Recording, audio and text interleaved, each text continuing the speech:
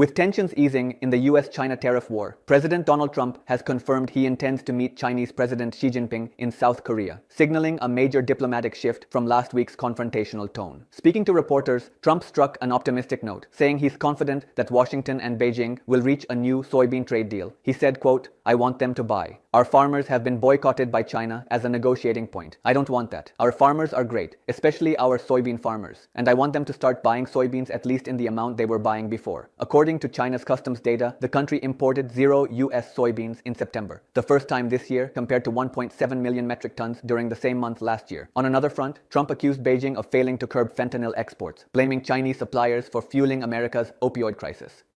These remarks come just ahead of new US-China trade talks scheduled later this week in Malaysia, confirmed by Treasury Secretary Scott Bessent after a virtual call with Chinese Vice Premier He Feng. Beijing described the call as a constructive exchange of views, but friction remains high. Last week, China imposed new export controls on rare earth minerals, critical to global tech and defense industries. In response, Trump threatened another wave of sweeping tariffs set to take effect on November 1st. The World Trade Organization has warned both sides to exercise restraint, saying a prolonged standoff could shave up to 7% off global economic output.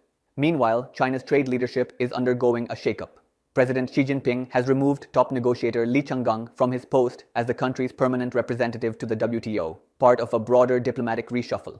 Li, a veteran of China's Ministry of Commerce and a graduate of Peking and Hamburg universities, was accused by US officials of taking a hardline stance during August negotiations, including alleged threats to unleash chaos if Washington moved forward with new shipping fees. As Trump prepares for his face-to-face meeting with Xi at the upcoming APEC summit in Seoul, analysts say this could be the turning point in a trade war that has defined global markets for years. Will Trump's softer tone lead to real progress, or another round of tariff brinkmanship?